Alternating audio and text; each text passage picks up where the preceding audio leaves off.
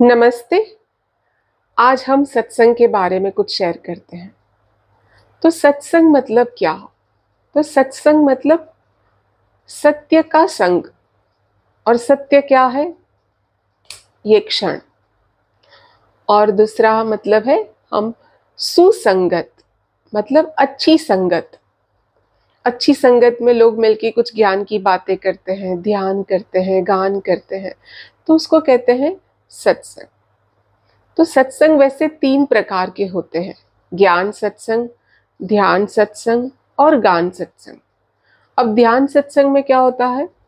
पहले हम ज्ञान सत्संग के बारे में बात करते हैं। ज्ञान सत्संग मतलब कुछ नया जानना, कुछ पॉजिटिव, कुछ जीवन के बारे में, कुछ आध्यात्मिक ज्ञान, कुछ जीवन के बारे में ज्ञान, या फिर अच्छी गुड बातें, पॉजिटिव बातें।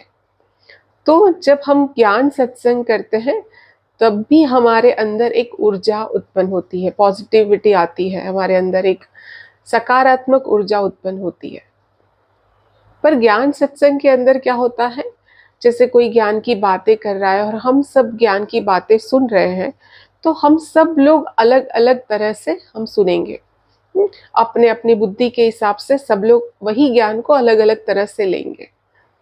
दूसरा है ध्यान सत्संग। तो ध्यान सत्संग में भी ऐसा होता है कि ध्यान में हम डूबते हैं, वो भी साथ में करते हैं।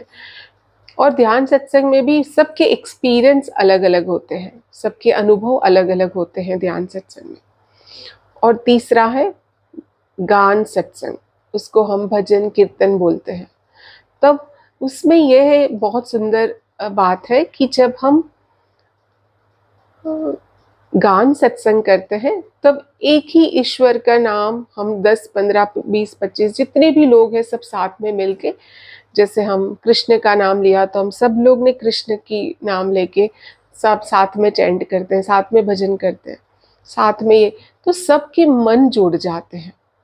क्योंकि एक ही ईश्वर का नाम हम सब लोग एक साथ में ले रहे हैं, तो उनका, हम सबका मन जुड़ जाता है और एक आत्मीयता आती है। और गुरुदेव बहुत सुंदर बात कर रहे थे। गुरुदेव कह रहे थे कि हम, गांधी जी ने भी घर घर जाकर, मतलब हर गांव गांव जाकर सत्संग किया करते थे।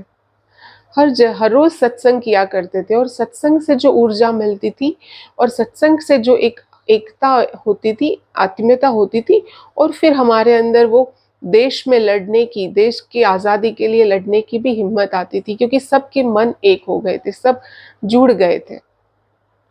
तो सत्संग में बहुत ताकत है। ऐसे कहते हैं कि जो काम तलवार से नहीं हो सकता वो ताली बजा के होता है।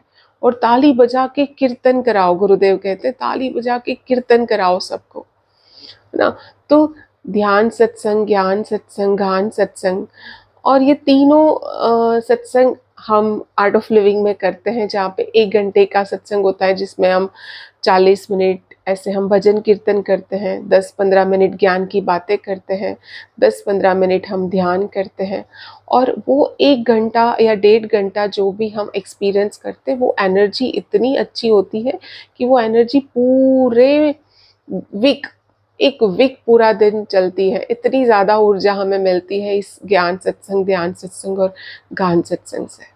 तो कहते हैं कि हम गान सत्संग में क्या करते हैं, भजन कीर्तन क्या करते हैं, हम ईश्वर को याद करते हैं। जैसे हमने माता जी को, देवी माँ को याद किया, कृष्ण जी को याद किया, भगवान राम को याद किया, हम बुद्ध भगवान को याद किया, तो हम जो भी ईश्वर का नाम लेते हैं वो ईश्वर के अंदर अलग अलग अलग शक्तियाँ जुड़ी हुई है।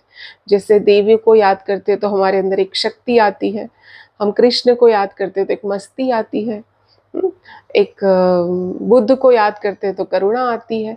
तो हर हर नाम के साथ कुछ न कुछ ऊर्जा, कुछ न कुछ शक्ति जुड़ी हुई है।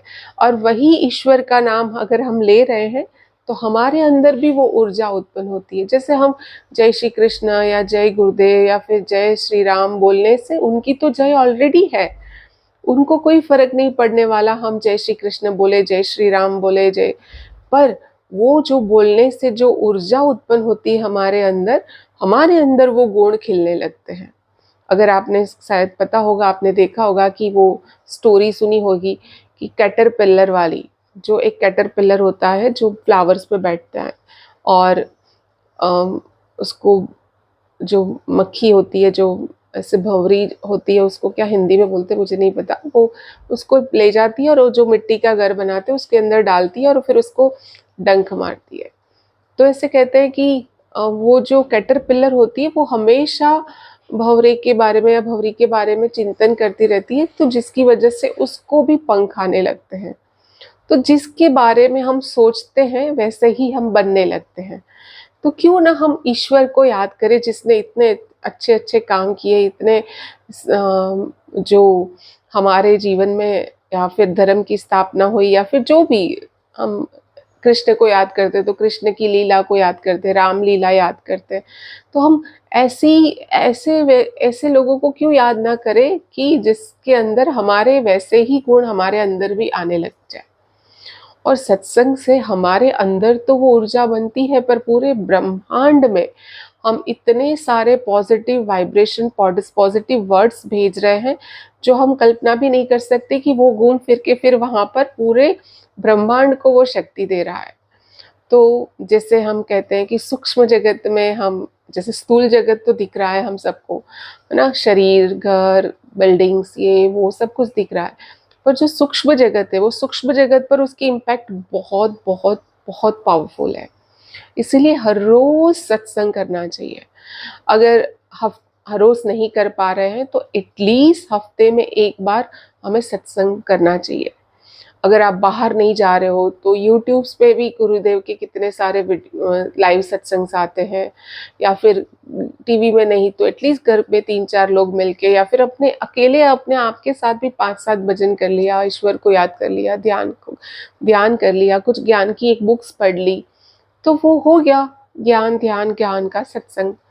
तो उससे बहुत ज़्यादा ऊर्जा मिलती है। और मेरे जीवन के एक्सपीरियंस से मैं बताऊं तो जब से हम सत्संग कर रहे हैं, पहले जनरली हम जब यंग होते हैं ना तो ऐसा लगता है ये सत्संग हमारे बस का नहीं है, ये तो बड़े लोग करते हैं, हमारी जनरेशन नहीं, अभी भगवान का नाम लेने का अभी टाइम नहीं है।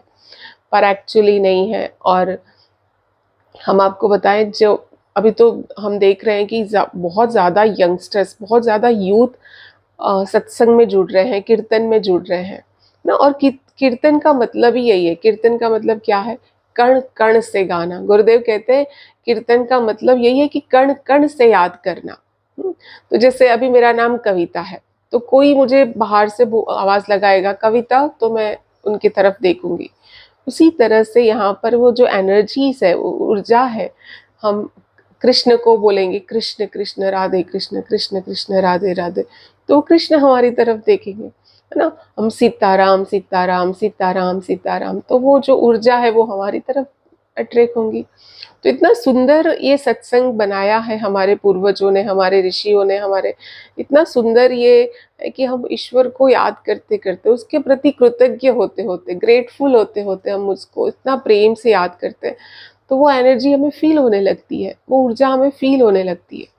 और हमारे अंदर भी वो पॉजिटिव एनर्जी, और आसपास के ब्रह्मांड में, आसपास के वातावरण में भी बहुत सारी पॉजिटिव एनर्जी हो जाती है। इसीलिए हर रोज सत्संग करना चाहिए। ज्ञान, गान और ध्यान।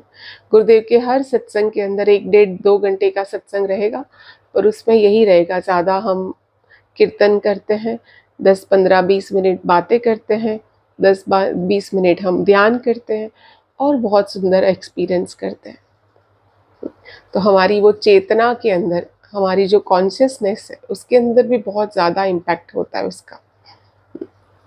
तो जय गुरुदेव।